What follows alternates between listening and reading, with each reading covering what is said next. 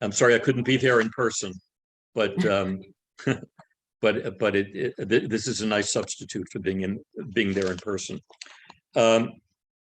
I got interested in this subject after I wrote my first boxing book called Max Baer and Barney Ross, Jewish Heroes of Boxing.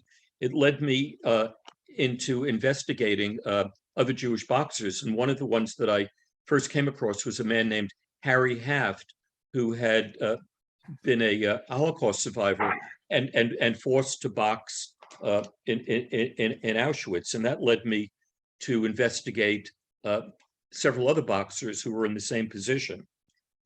And the first one I encountered was a man named Victor Young Perez, who was a Tunisian Jew, and he and his older brother, known as Kid Perez, had trained to be boxers at what was called a Maccabee gym in Tunis. And they were both extremely skillful. And Victor decided that his future lay in Paris, not in Tunis. And he moved to Paris and had a number of fights and became the youngest flyweight boxing champion in Europe. I think he was just turning 20 years old at the time. As a flyweight, you can imagine he was quite small. He was 5'1" and probably weighed about 110 pounds. But he was very, very handsome and extremely charismatic. And he had numerous affairs with French movie stars. And the love of his life was a woman who was the leading French movie star of the 1930s. Her name was Mireille Ballin.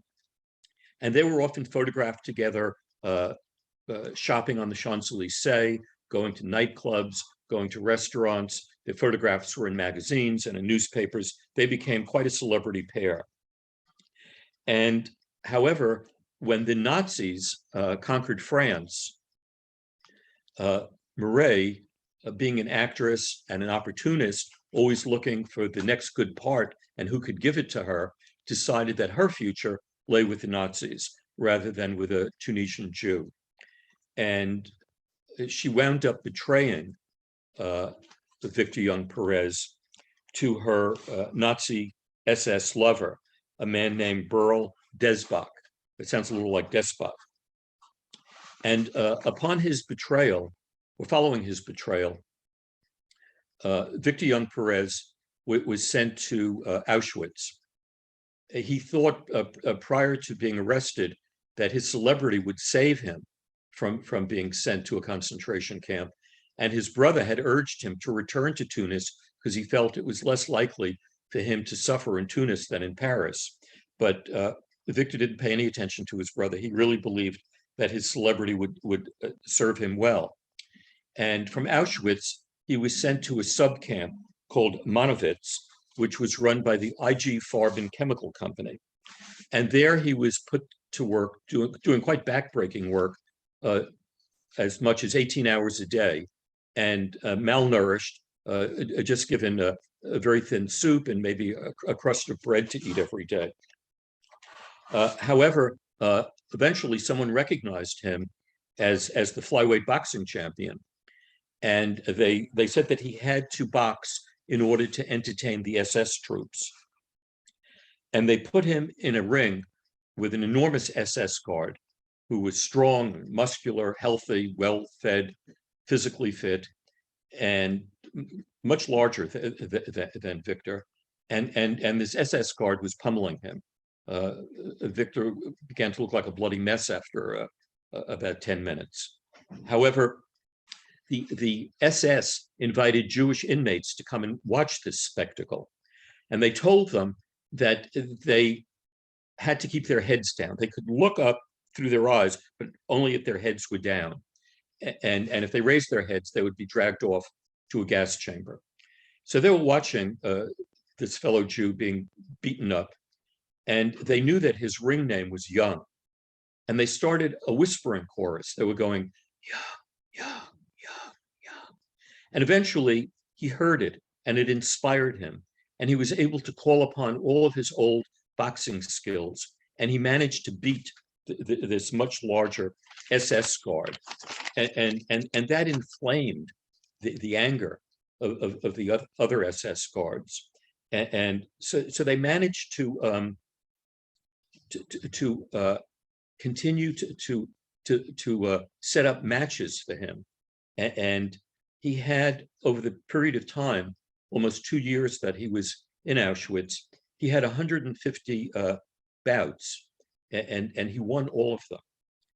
And when the Allies began to advance on Germany, and there was fear amongst the Nazis of their camps being liberated and evidence being found of their atrocities, they started what were called death marches out of the camp to take these prisoners back to Berlin, and they hoped to put them to work building munitions.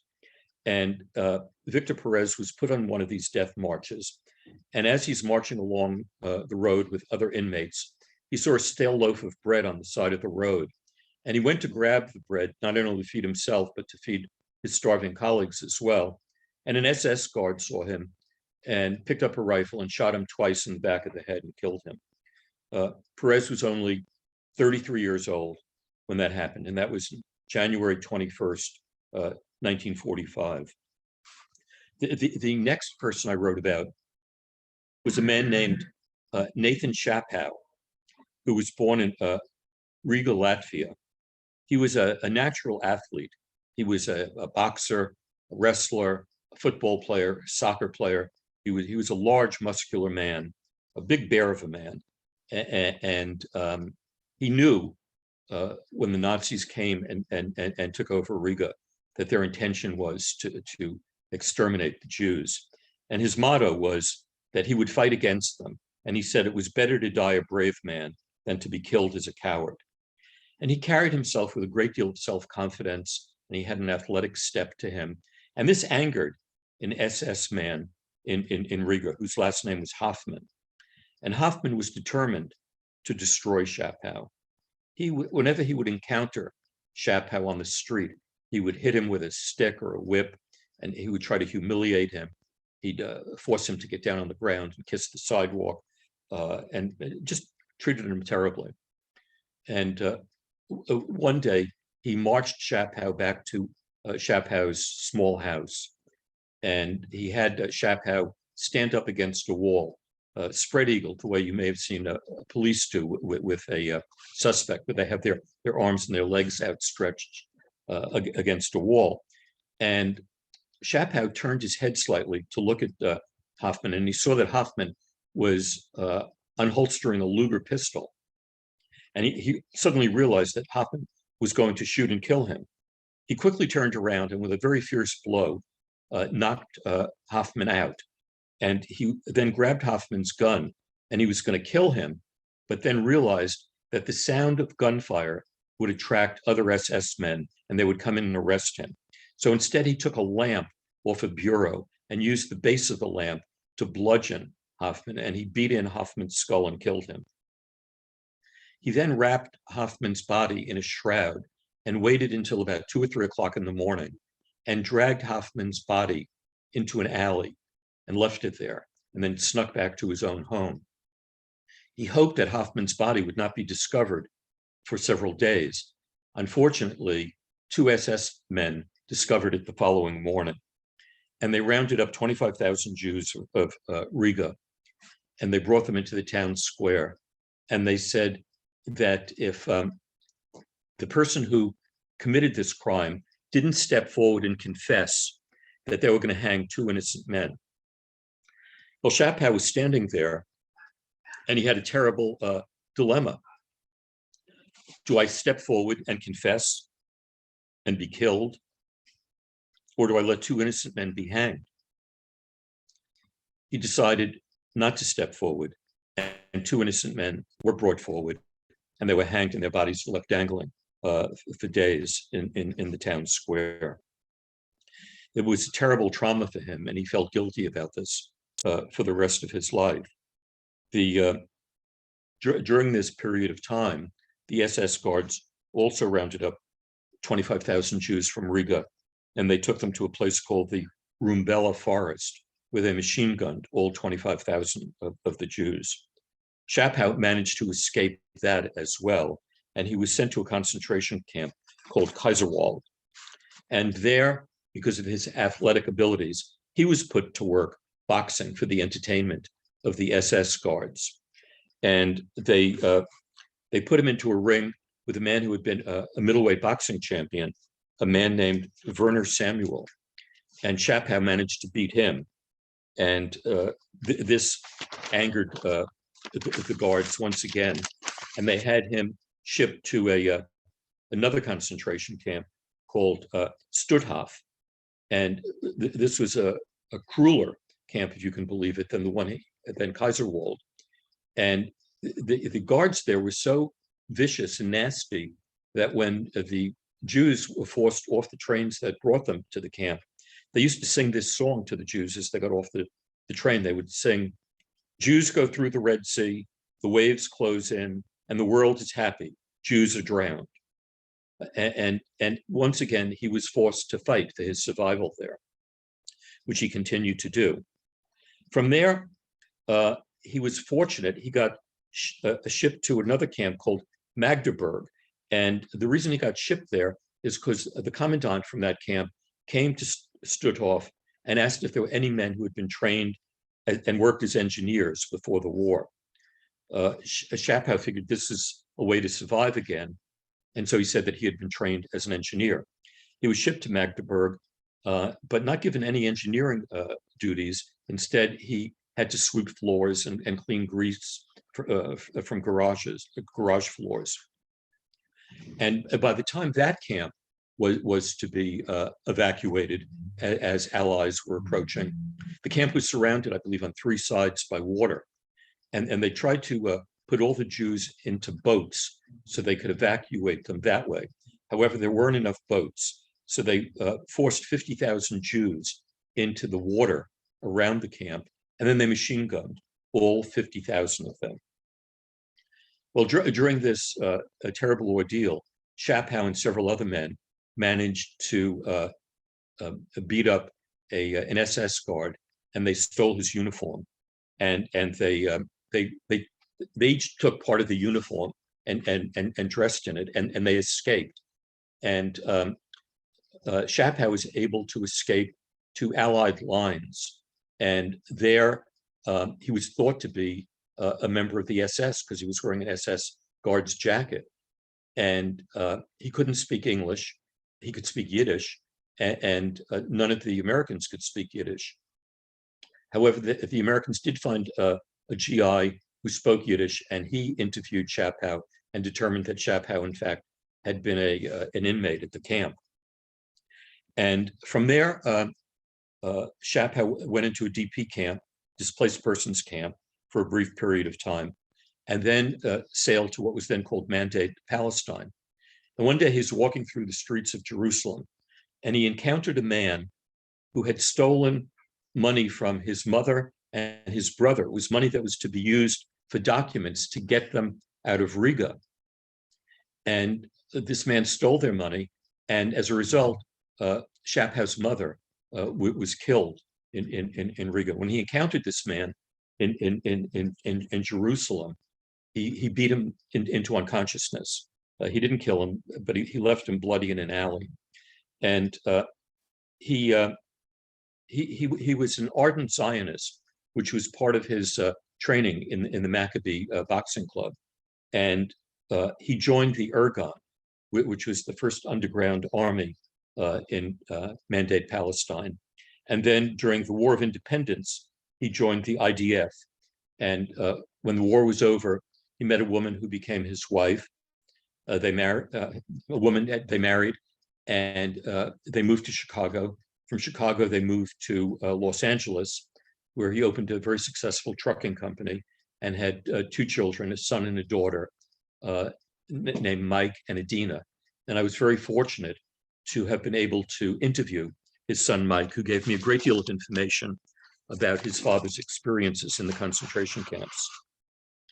The next man I wrote about was a Greek Jew who became the middleweight boxing champion of Greece when he was only between the ages of 16 and 17, just going on to his 17th birthday. His name was Salamo Aruch, and he was from Salonika. And Salonika had the largest Jewish population of any city in Greece. It was 35% Jewish.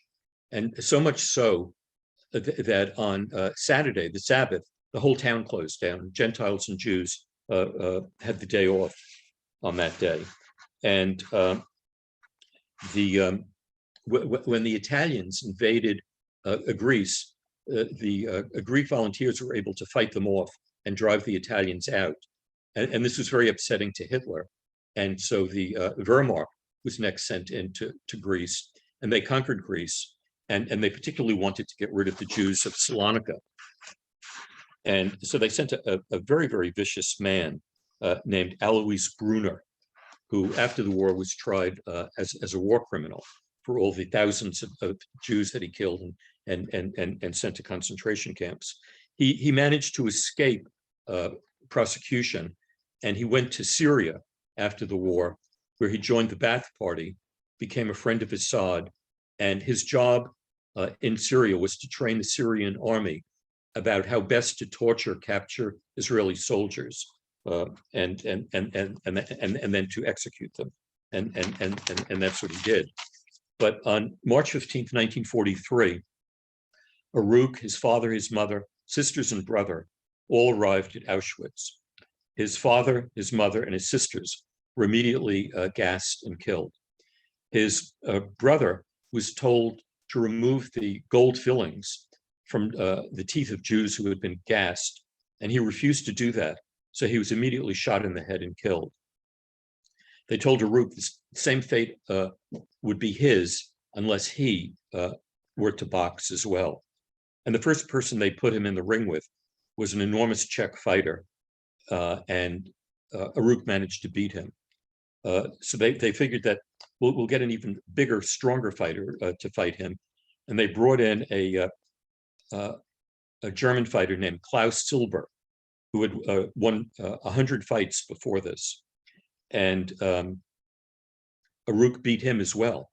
And by this point, Baruch was quite emaciated and living on just scraps of food.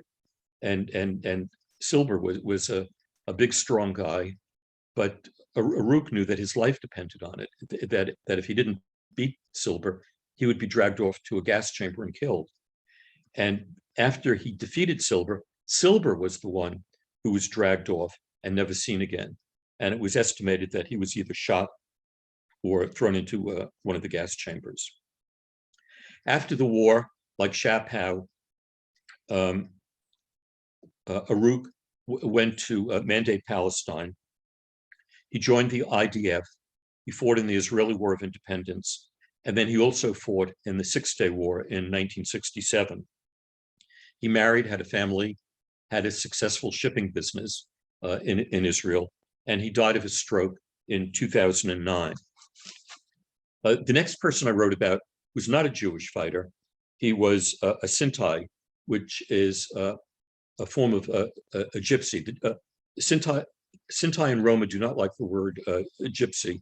It's not only colloquial, but they think it's derogatory. So this fellow, his name was Johann Trollman, and he was a Sinti. He was a very swarthy looking individual. He had long black curly hair, jet black hair, and he had to go to public school with German kids, and most of whom were very fair looking, blonde, sandy haired kids.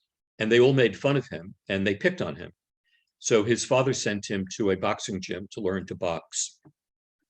And he became quite proficient at this, and eventually was trained by the leading Jewish boxing champion of Germany in the late 1920s, early 1930s, a man named Erich Seelig, who ultimately was driven out of Germany by the Nazis, and his title was taken away from him because he was Jewish. But Trollman was a brilliant, brilliant boxer. He was very quick on his feet and would dance around the ring so that an opponent couldn't hit him. He fought very much like Muhammad Ali would fight many years later. That expression, float like a butterfly, sting like a bee, would be appropriate for Trollman. That's exactly how he fought. And it was very difficult for his opponents to hit him. and he fought the heavyweight champion of Germany, a man named Adolf Witt, and soundly beat him and got the title of light heavyweight champion of Germany. However, the Nazi Boxing Commission was very upset about this, and the next day they took away his title. Well, this caused an uproar amongst the population at that time. They thought, even though he was a Sintai, that he had won fair and square and he should have the title. So they gave the title back to him, and then they took it away again. And they told him he would have to fight Adolf Witt one more time. But this time he'd have to fight in the German style of fighting, which was flat-footed and standing in the center of the ring and trading punch for punch with a German boxer. But he also had a sense of humor about this. And before the fight, he dyed his jet black hair all blonde, very shiny blonde. And he covered his body in white baking powder. And he entered the ring as a parody of an Aryan. And this caused a great deal of laughter, even amongst the Nazis who were attending the fight. And he stood in the ring and he fought the way he was instructed to. And it would have been impossible to determine who the winner was because they just kept trading punches. But nevertheless, Adolf Witt was rewarded with the light heavyweight championship again. After Trollman lost that fight, he was drafted into the Wehrmacht and sent to the Eastern Front, where he was badly wounded. His wounds were so bad that he was sent home to recover. But while he was home, he was dishonorably discharged. And then the Wehrmacht went ahead and they dishonorably discharged all members of the Wehrmacht who were Sinti Roma, because they felt that they were subhuman and they were not up to fighting at the same level as the Wehrmacht was. Once he was dishonorably discharged, he was sent to a concentration camp. And the camp he was sent to was called the Neuengamme concentration camp. And there it wasn't discovered initially that he had been a boxer, and he was badly beaten by the guards on a regular basis. They hated him for being what they called a mongrel gypsy. And his friends in the camp felt so badly that the guards would eventually kill him, that when another inmate died, they gave that inmate Johann's name, and they gave Johann the dead inmate's name. When the ersatz Johann was cremated, they sent Johann's family a bill for the cremation. But they realized that Johann would eventually be discovered. So they arranged for him to be sent to another concentration camp, the Wittenberg camp. And there it was discovered that he was a boxer, and he was forced to box, and he had numerous fights, and he won all of them.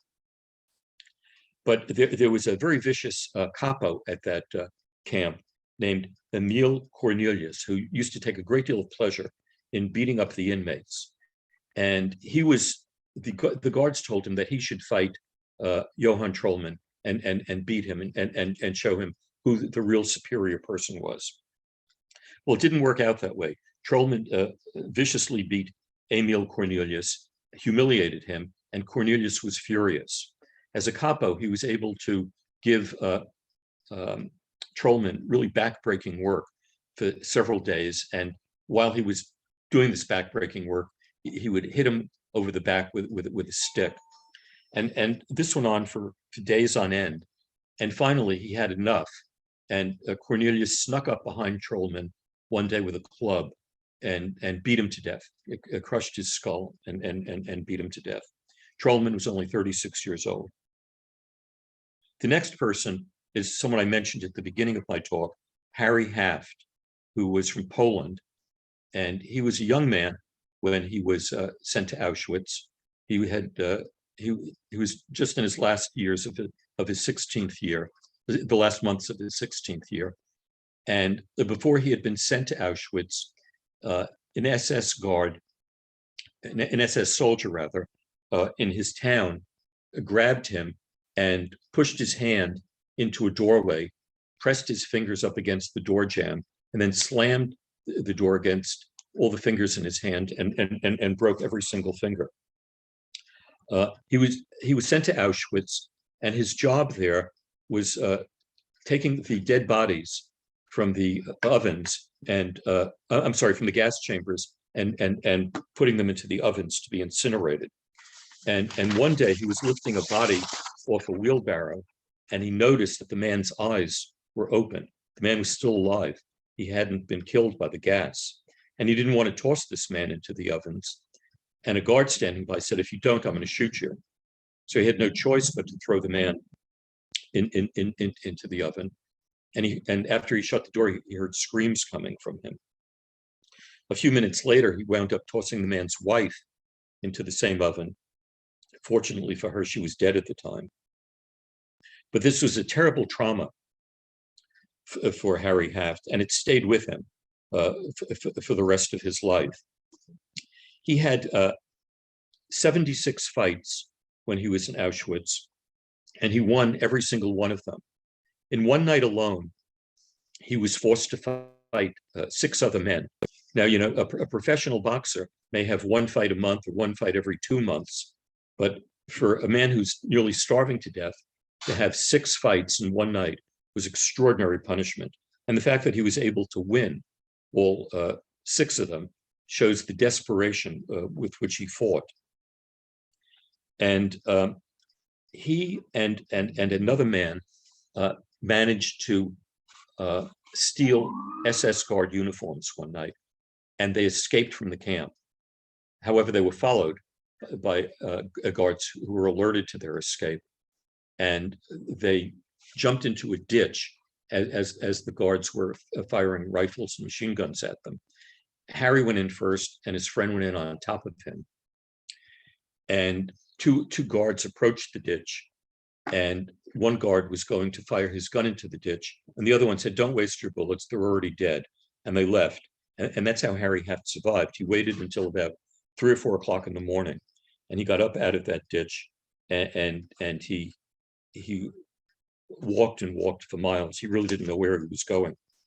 But he came to a river, and at the banks of the river, he saw there was a uniform for an SS guard and a rifle. And then he looked into the river, and he saw that the man to whom these garments belonged was bathing. And the man called out to him in German. And Harry Haft responded, and the guard who was bathing realized that Harry was Jewish. And he yelled something about dirty Juden. And Harry immediately grabbed the guy's gun as the guy was rushing out of the river. And Harry shot and killed him, and then used the rifle butt to crush his skull. He donned the man's uniform and had the same experience that Chapow did. As he made his way to Allied lines, he was thought to be a German soldier. And it took, once again, an American soldier who could speak Yiddish to interview him and discover that he was really a Polish Jew who had been an inmate at the camps. He eventually had some fights in a DP camp for the entertainment of, this time, for the American soldiers, though he was well fed and well treated, and he seemed to enjoy doing that. And he sailed to Brooklyn after the war and moved in with cousins. And since he had been locked up since he was 16 years old, he didn't have much of an education. He could neither read nor write. He spoke broken English after being here for a while. And he decided that he would have a career as a boxer. That's all that he knew. He had boxed for years in Auschwitz, and he was good at it. So he was able to hire a boxing manager, named Mandel. And Mandel set him up with some amateur bouts, and then got him some professional bouts. And he was coming along quite well. And Mandel decided that perhaps he should have a fight with a really up-and-coming professional. That up-and-coming professional would eventually become the heavyweight champion of the world. But this was on July 18th, 1949. The man that he was scheduled to fight was Rocky Marciano. And before the fight, 3 mafioso came into Harry Haft's dressing room, and they told him that if he didn't lose the fight, they would kill him. And he knew they were telling the truth because just 4 weeks earlier, they had killed another man who refused to take a dive in a fight. So Harry Haft was knocked out in the third round of that fight, and he never fought again. He opened a fruit and vegetable store in Brooklyn. He was a very embittered man, traumatized by what he had witnessed and had to participate in Auschwitz. He was furious that the only career that he could have had was taken away from him in the land of the free and the brave after surviving 76 fights in Auschwitz. And he mistreated his sons and his wife. He was not a good father or a good husband. And I interviewed his son, Alan Haft, who sent me a letter that he wrote to his father, because eventually his sons realized the terrible traumas that their father had gone through, and they understood what motivated him to behave the way he did. And I'd like to read to you the letter that Alan wrote to his father. Dear Popsy, you have been gone nearly 12 years, and I miss not having a father. Growing up, you beat me for my childish behavior. The rage you had inside you often took out on me. I feared your very presence. You broke furniture and punched out windows, abused Mom to no end. Despite the abuse, Mom always protected you, excused your behavior because of your background. I could not excuse you until I learned what that background was. I was ashamed of you. You could not read or write. You spoke broken English with a thick accent and those green numbers on your arm. I wish I knew then what I know now. You suffered terribly at the hands of the Nazis. You saw horror and were forced to participate in it.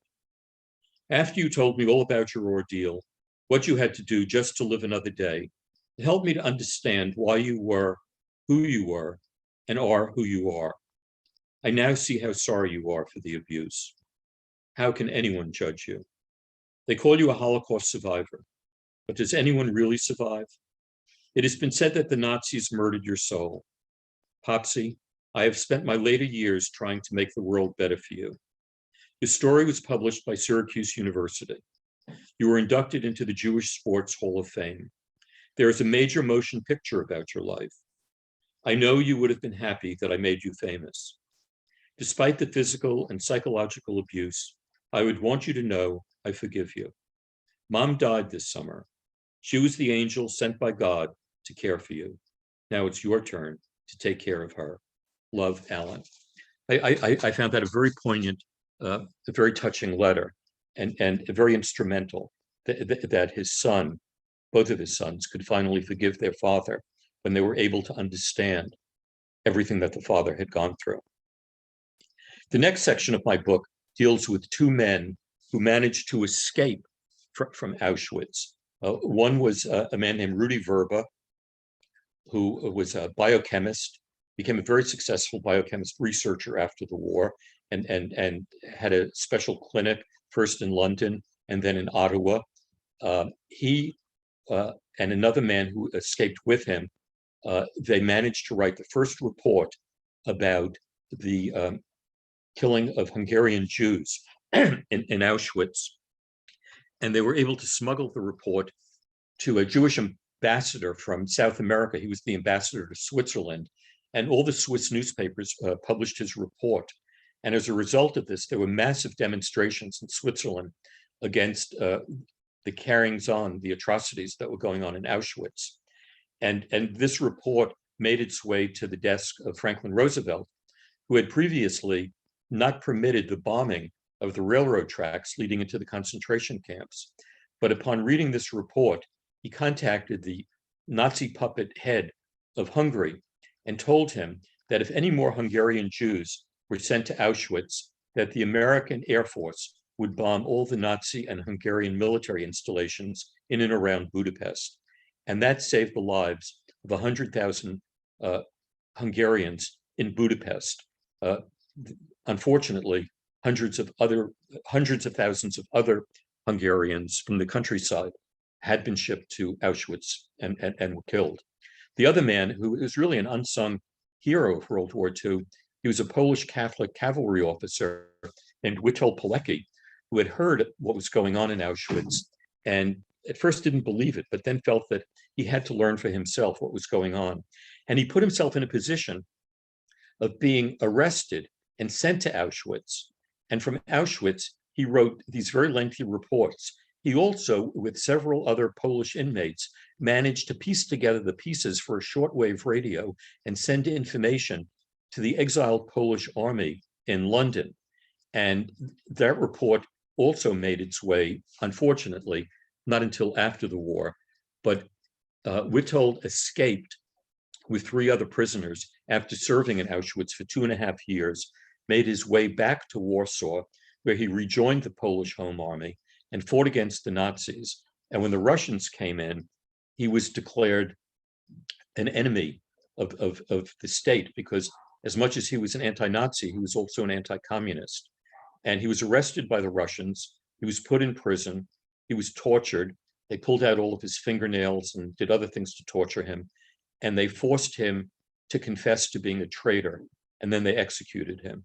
And he became a non-person in Poland until after the Russians left. Now he's celebrated as a hero in Poland. The next section of my book deals with a man named Abba Kovner, who is from Vilna. And when the Nazis took over Vilna, he realized that the Nazis were going to exterminate all the Jews there. And he wrote a report entitled, "Let us not go like sheep to the slaughter, let us fight." And the vast majority of Jews in Vilna refused to believe that there was anything like what he said the Nazis would do to them. And unfortunately, many of them died as a result of that.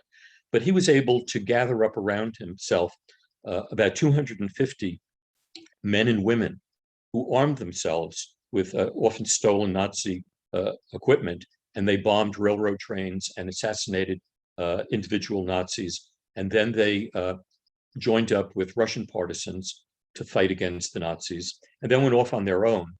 And during the last 2 years of the war, and up until about 1950, these 250 men and women, known as the Avengers, or Nakam in Hebrew, they managed to kill 1,500 Nazi war criminals. These were men who had escaped prosecution because they were not well known as Nazi war criminals.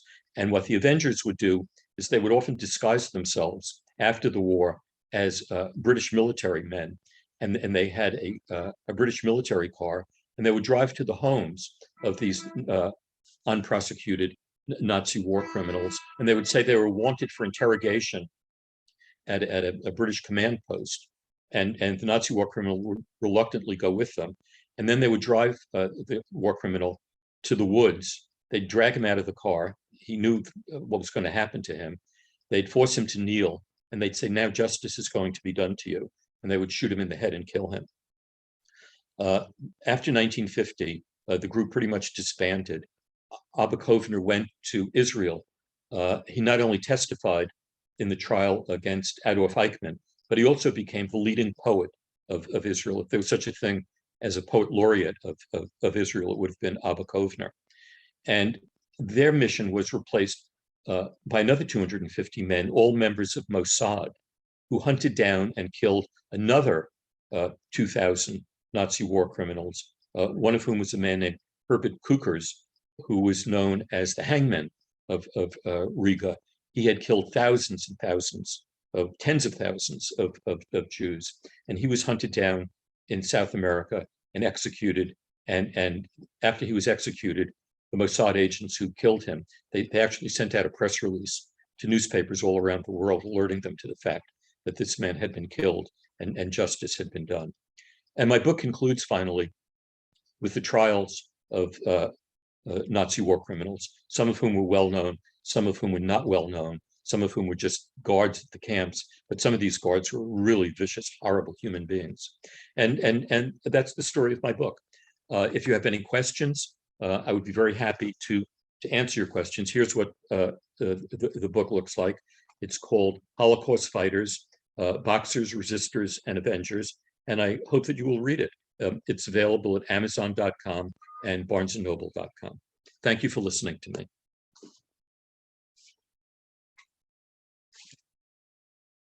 I can't hear you, Justin. I forgot to unmute myself. There must be questions because there was so much there. Does anyone want to unmute themselves and ask anything? I have a question. Sure. Can you explain how you got into this? What was the entry point for this that got you involved in this research? Well, I had encountered a story about Harry Haft. His son had written about him, and I found the story fascinating. And I wanted to know if there were other men who were forced to box to the entertainment of SS guards and other camps. And yes, there were. And it was extraordinary to me that these SS guards were so vicious that they couldn't wait to see these people kill each other. It was like dog fights or bear baiting. It was just horrible. And these men took such pleasure. They would drink champagne and laugh and celebrate, and for them it was just a good time. They were totally incapable of any kind of empathy for what they saw before them. For them, these were just animals killing each other. And a normal person wouldn't want to see dogs doing this to each other, never mind human beings. So it's really kind of mind-boggling how people could tolerate this and take pleasure in it. Oh, there is a comment from Bonnie. She said, it's hard to believe that these atrocities happened less than 100 years ago. Do you worry that conditions could arise again that allow such a immoral behavior? Yeah, I think it can. I have a quote in the introduction of my book. It's from a play by Bertolt Brecht, which I'd like to read to you. It's from a play called The Irresistible Rise of Arturo Ui, and he wrote, "If we could learn to look instead of gawking, we'd see the horror in the heart of farce. If only we could act instead of talking, we wouldn't always end up on our arse. This was the thing that nearly had us mastered. Don't yet rejoice in his defeat, you men. Although the world stood up and stopped the bastard, the bitch that bore him is in heat again." So yes, he thought it certainly could happen. And I guess, one of the things we learned from history is that people are capable of most cruel kind of behavior. And it's up to other people to stop them. Nobody wanted to stop the Nazis in the 1930s. Nobody wanted to prevent the Holocaust. There was even a conference in Evian, France, in the 1930s about what we should do about this, and they all came to the conclusion we should do nothing. And it was just extraordinary. And every Western European country was represented there, including the United States. It was just amazing. It is amazing. There were so many stories in your book. Each one of them could be a book. It's just remarkable. And the part that I was struck by was not just the cruelty, which is hard to even conceive of, but also the courage and the fortitude of these people that fought back. It's extraordinary. I mean, I had my father was an amateur boxer, and I've known boxers, and I never got into a boxing ring, but I know people that did, and for the people who are in the best of condition, it takes a great deal of courage to get into a boxing ring and put yourself in that position, to be malnourished and sickly, and to know that you're fighting for your life, and that if you don't win, you're going to be killed.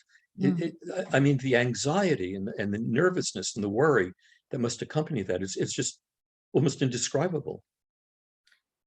It really is. And you think, they're eating broth or a crust of bread. And I mean, how do they even have that? It's It's remarkable. Oh, It's Bonnie said extraordinary. this, the strength of these men is something that stands in the face of this. I agree. I Just agree too. John Kerr said, it must have been very difficult to conduct your research. How did you actually do it? Well, I found while I was doing a lot of the research and the writing, I found myself getting very depressed about these stories. There was no sort of joy in writing about it. Even in writing the final chapter about the prosecution of these people, I had to relive the crimes that they committed, which is what got them sentenced at the end. But I felt compelled that this story should be told, because I think it's important, and other people who are historians about the Holocaust. I was interviewed by 3 Holocaust centers so far about this book, and the 3 people who interviewed me, they all have PhDs in history, and none of them really knew anything about what these boxers had to endure in the concentration camps. So I feel that I've brought to public awareness something that people hadn't been aware of before. It's very exciting. It's a hidden piece of history, and so much has been written about the Holocaust, but I have never seen anything on this topic. Exactly. Really interesting. And one person I told this to, he said to me, well, what more is there to write about the Holocaust? It's all been done before. And I said, well, did you ever hear of the boxers who had to fight for their lives in the concentration camps? And he said, no, I never heard of that. It's really amazing. Bonnie says, thank you for bringing this to light. And I concur that it is really fascinating. And it's so poignant. And hearing that letter was really very poignment. And there's a movie about Harry Haft that Barry Levinson just completed, and HBO bought it. So I expect that it's going to be on HBO sometime later this year. Oh, that's great. We'll have to watch for that. It's called Survivor. Survivor. Okay, we'll watch for it. And I mean, it seems like so many of those stories could be blockbuster films. They're just epic stories. Absolutely epic. There's a documentary. It's only in French about Victor Perez, and it's called Searching for Victor Perez, and it's trying to uncover what his life was and so forth. And there were very few people around who still remember him. There were a few relatives, and it was interesting because a friend of mine who speaks French was able to translate much of the movie for me. And then there's an Israeli movie also about him, but it's only in Hebrew, and I don't think it has subtitles. That makes it difficult. So that would be difficult to watch. Yeah. Oh, well, this has been absolutely fascinating. Does anyone else have anything to ask or to comment on? No? Okay. Well, thank you so much. This has been really, really fascinating, Jeffrey, and much success with the book. And thank you everyone for coming tonight. And as I said before, if you know anyone that couldn't come, I know there were a lot of people that couldn't. We will put this on YouTube so that they can see it. So thank you everybody, and good night. And thank you for having me. It was a pleasure. Our pleasure. Thank you so much. Good night, everybody. Bye-bye. Stay well. You too.